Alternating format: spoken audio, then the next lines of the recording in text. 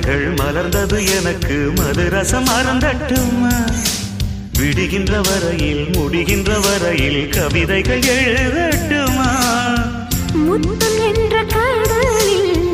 முத்து குளிப்போமா அழகு